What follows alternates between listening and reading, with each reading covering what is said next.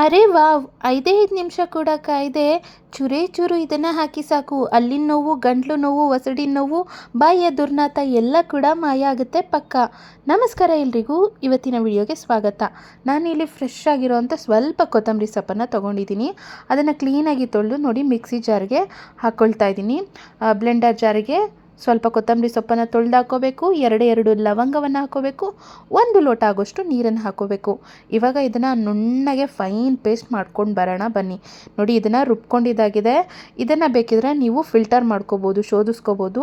ನಾನು ಹಾಗೇ ನೋಡಿ ಫ್ರೆಶ್ ಆಗಿ ಎಷ್ಟು ಕಲರ್ಫುಲ್ಲಾಗಿ ಕಾಣಿಸ್ತಾ ಇದೆ, ಇದನ್ನು ಲೋಟಕ್ಕೆ ಹಾಕ್ಕೊಂಡಿದ್ದೀನಿ. ಇದನ್ನು ಏನಕ್ಕೆ ಬಳಸ್ಬೋದು ಅಂತಂದರೆ ನೋಡಿ ಸ್ನೇಹಿತರೆ, ಕೊತ್ತಂಬರಿ ಸೊಪ್ಪಿನಲ್ಲಿ ಆ್ಯಂಟಿ ಬ್ಯಾಕ್ಟೀರಿಯಲ್ ಗುಣ ಅನ್ನೋದಿರುತ್ತೆ. ಬಾಯಿಂದ ದುರ್ನಾತ ಬರ್ತಾ ಇರುತ್ತೆ ಕೆಲವರಿಗೆ, ಆ ದುರ್ನಾತವನ್ನು ದೂರ ಮಾಡೋದಕ್ಕೆ ಪ್ರತಿದಿನ ನೋಡಿ ಈ ಒಂದು ಕೊತ್ತಂಬರಿ ಸೊಪ್ಪಿನ ಜ್ಯೂಸನ್ನು ಮಾಡಿ ಕುಡಿಯೋದ್ರಿಂದ ದೇಹದಲ್ಲಿರುವಂಥ ಬ್ಯಾಕ್ಟೀರಿಯಾಗಳನ್ನ ನಾಶ ಮಾಡುತ್ತೆ. ಬ್ಯಾಡ್ ಬ್ರೀತ್, ಬಾಯಿಯ ದುರ್ಗಂಧವನ್ನು ತಡೆಗಟ್ಟುತ್ತೆ.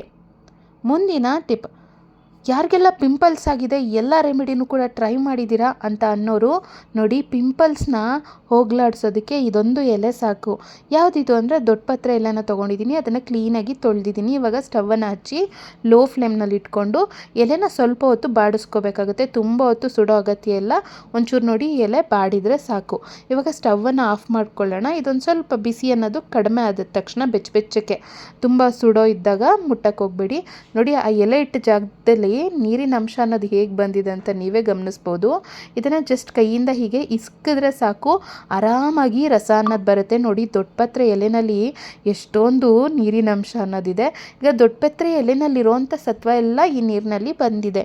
ಇದ್ರ ಜೊತೆಗೆ ಚೂರು ಅರಿಶಿಣದ ಪುಡಿಯನ್ನು ಹಾಕ್ಕೊಂಡಿದ್ದೀನಿ. ಅರಿಶಿಣದ ಪುಡಿ ಹಾಕಿದ್ಮೇಲೆ ಚೆನ್ನಾಗಿ ಮಿಕ್ಸ್ ಮಾಡಿ, ಎಲ್ಲೆಲ್ಲ ಪಿಂಪಲ್ಸ್ ಆಗಿದೆ, ಮುಖದಲ್ಲಿ ಮೊಡವೆ ಸಮಸ್ಯೆ ಇದೆ, ಮೊಡವೆ ಕಲೆಗಳಾಗಿದೆ ಅನ್ನೋರು ಜಸ್ಟ್ ಈ ಒಂದು ರೆಮಿಡಿಯನ್ನು, ಮನೆಮದ್ದನ್ನು ನೀವು ಟ್ರೈ ಮಾಡಿ ನೋಡಿ. ಆದಷ್ಟು ಬೇಗ ಮೊಡವೆಗಳ ಸಮಸ್ಯೆ ಜೊತೆಗೆ ಮೊಡವೆ ಕಲೆಗಳ ಸಮಸ್ಯೆ ಕೂಡ ಮಾಯ ಆಗುತ್ತೆ. ಅಷ್ಟು ಚೆನ್ನಾಗಿ ಈ ಒಂದು ಮನೆಮದ್ದು ರಿಸಲ್ಟನ್ನು ಕೊಡುತ್ತೆ. ಖಂಡಿತ ಈ ಎಲೆಯನ್ನು ಬಳಸಿ ಮೊಡವೆ ಕಲೆಗಳನ್ನು ಖಂಡಿತ ದೂರ ಮಾಡ್ಕೊಳ್ಳಿ. ಮುಂದಿನ ಟಿಪ್, ನಾನಿಲ್ಲಿ ಸ್ಟವನ್ನು ಹಚ್ಕೊಂಡಿದ್ದೀನಿ. ಸ್ಟವ್ ಮೇಲೆ ಸ್ವಲ್ಪ ದಪ್ಪ ತಳ ಇರೋವಂಥ ಪಾತ್ರೆನ ಕಾಯ್ದಕ್ಕೆ ಅಂತೇಳಿ ಇಟ್ಕೋಬೇಕಾಗುತ್ತೆ. ಇದಕ್ಕೆ 1/4 ಸ್ಪೂನ್ ಆಗೋಷ್ಟು ಕಲ್ಲು ಉಪ್ಪನ್ನು ಹಾಕ್ಕೊಂಡಿದ್ದೀನಿ. ಕಲ್ಲುಪ್ಪನ್ನು ಹಾಕಿದ್ಮೇಲೆ ಇದನ್ನು ಬಿಸಿ ಮಾಡ್ಕೋಬೇಕಾಗುತ್ತೆ. 1 ನಿಮಿಷಗಳ ಕಾಲ ಇದನ್ನು ಚೆನ್ನಾಗಿ ಬಿಸಿ ಮಾಡ್ಕೋಬೇಕು. ನೋಡಿ ಉಪ್ಪು ಅನ್ನೋದು ಬಿಸಿ ಆಗ್ತಾ ಇದೆ. ಇವಾಗ ಚೂರೇ ಅಂದರೆ ಬಿಸಿಯಾಗಿರುತ್ತಲ್ಲ ಪಾತ್ರೆ ಆಲ್ರೆಡಿ, ಸ್ವಲ್ಪನೇ ನೀರು ಹಾಕ್ಕೊಳ್ತಾ ನೋಡಿ 1 ಲೋಟ ಆಗೋಷ್ಟು ನೀರನ್ನು ಹಾಕ್ಕೊಳ್ಬೇಕಾಗತ್ತೆ. ನೀರನ್ನು ಹಾಕಿದ್ಮೇಲೆ ಇದನ್ನು ಚೆನ್ನಾಗಿ ಕುದಿಸ್ಕೋಬೇಕು. ಈ ನೀರನ್ನು ಕುದಿಸ್ಕೊಂಡ ನಂತರ ನೋಡಿ ಇದು ಚೆನ್ನಾಗಿ ಕುದೀತಾ ಇದೆ. ಇವಾಗ ಸ್ಟವನ್ನು ಆಫ್ ಮಾಡಿ ಇದನ್ನು ಒಂದು ಲೋಟಕ್ಕೆ ಹಾಕ್ಕೊಳ್ಳೋಣ. ಈ ಒಂದು ನೀರನ್ನು ಕಾಫಿ ಟೀನ ಯಾವ ಥರ ನಾವು ಸಿಪ್ ಬೈ ಸಿಪ್ ಕುಡಿತೀವಿ ಹಾಗೆ ಇದು ಸ್ವಲ್ಪ ಬಿಸಿ ಇದ್ದಾಗಲೇ ರಾತ್ರಿ ಮಲಗೋದಕ್ಕಿಂತ ಮೊದಲು, ಯಾರಿಗೆಲ್ಲ ಅತಿಯಾದ ಕೆಮ್ಮಿನಿಂದ ಬಳಲ್ತಾ ಇರ್ತಾರೆ, ತುಂಬಾ ಕೆಮ್ಮಿದೆ ಕಡಿಮೆನೇ ಆಗ್ತಿಲ್ಲ ಅನ್ನೋರು ಈ ರೀತಿ ಸಾಮಾನ್ಯವಾಗಿ ಸಾಲ್ಟ್ ವಾಟರ್ನ ಏನು ಮಾಡ್ತಾರೆ, ಗಾಗಲ್ ಮಾಡ್ತಾರೆ. ಬಟ್ ಆದರೆ ಈ ಥರ ಮಾಡಿಕೊಂಡು ನೀವು ಕುಡಿದು ನೋಡಿ, ಚೂರು ಚಿಕ್ಕ ಲೋಟದಲ್ಲಿ ಕೆಮ್ಮೆಲ್ಲ ತಟ್ಟಂತ ಹೋಗುತ್ತೆ. BP ಸಮಸ್ಯೆ ಇದ್ದವರು ಈ ಒಂದು ರೆಮಿಡಿಯನ್ನು ಟ್ರೈ ಮಾಡೋದು ಬೇಡ. ಮುಂದಿನ ಟಿಪ್ಪನ್ನು ನೋಡೋಣ ಬನ್ನಿ. ನಾನಿಲ್ಲಿ ಬಜೆಯನ್ನು ತೊಗೊಂಡಿದ್ದೀನಿ. ಬಜೆ ತುಂಬಾ ಒಳ್ಳೆಯದು, ಮಕ್ಕಳಿಗೆಲ್ಲ ಬಳಸ್ತಾರೆ.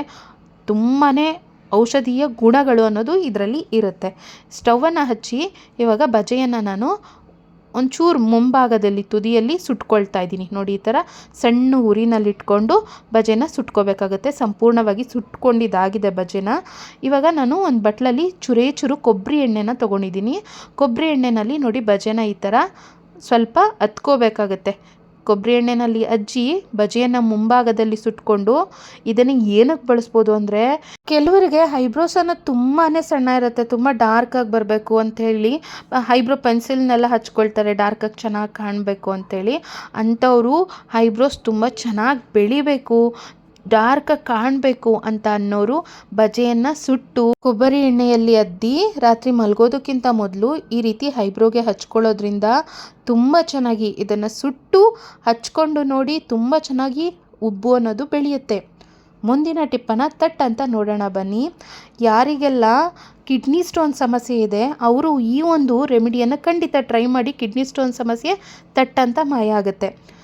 1 ಲೋಟ ಆಗೋಷ್ಟು ನೀರನ್ನು ತೊಗೊಂಡಿದ್ದೀನಿ ಒಂದು ಪಾತ್ರೆಯಲ್ಲಿ. ಇವಾಗ ಅದ್ರ ಜೊತೆಗೆ 1 ಸ್ಪೂನ್ ಆಗೋಷ್ಟು ಧನಿಯಾ ಕೊತ್ತಂಬರಿ ಬೀಜವನ್ನು ಹಾಕ್ಕೊಂಡಿದ್ದೀನಿ. ಈಗ ಸ್ಟವನ್ನು ಹಚ್ಚಿ ಇದನ್ನು ಚೆನ್ನಾಗಿ ಕುದಿಸ್ಕೋಬೇಕಾಗತ್ತೆ. 1 ಲೋಟ ಇರೋಂಥ ನೀರು ಅರ್ಧ ಲೋಟಕ್ಕೆ ಬರಬೇಕು, ಅಲ್ಲಿವರೆಗೂ ಇದನ್ನು ಚೆನ್ನಾಗಿ ಕುದಿಸ್ಕೋಬೇಕಾಗತ್ತೆ. ಚೆನ್ನಾಗಿ ಕುದಿಸ್ಕೊಂಡಾಗಿದೆ.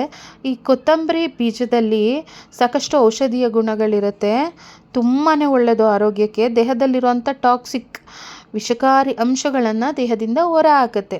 ನೋಡಿ, ಚೆನ್ನಾಗಿ ಕುದಿಸ್ಕೊಂಡ ನಂತರ ಇವಾಗ ಶೋಧಿಸ್ಕೊಂಡಾಗಿದ್ದ ನೀರನ್ನು 1 ಲೋಟಕ್ಕೆ ಹಾಕ್ಕೊಂಡ್ಮೇಲೆ ನೋಡಿ, ಇವಾಗ ಇದ್ರ ಜೊತೆಗೆ ಅರ್ಧ ಹೋಳು ನಿಂಬೆಹಣ್ಣಿನ ರಸವನ್ನು ಹಾಕ್ಕೋಬೇಕಾಗತ್ತೆ.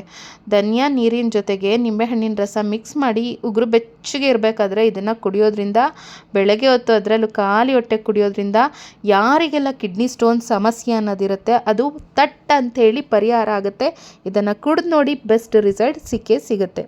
ಮುಂದಿನ ಟಿಪ್, ಸರಿಯಾದ ಟೈಮಿಗೆ ಮುಟ್ಟಾಗಲ್ಲ, PCOD ಸಮಸ್ಯೆ ಇದೆ, ಏನಪ್ಪ ಮಾಡೋದು ಅಂತೇಳಿ ಚಿಂತೆ ಮಾಡೋಕ್ಕೆ ಹೋಗ್ಬೇಡಿ. ನೋಡಿ, ಒಂದು ಸ್ವಲ್ಪ ಪುದೀನ ಎಲೆನ ತೊಗೊಳ್ಳಿ, ಅದನ್ನು ಕ್ಲೀನಾಗಿ 2ರಿಂದ 3 ಬಾರಿ ತೊಳ್ಕೊಬೇಕಾಗತ್ತೆ.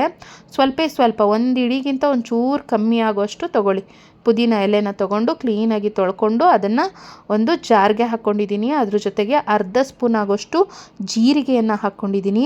ಇವಾಗ ಸ್ವಲ್ಪ ನೀರನ್ನು ಕೂಡ ಇದ್ರ ಜೊತೆಗೆ ಹಾಕ್ಕೊಂಡಿದ್ದೀನಿ.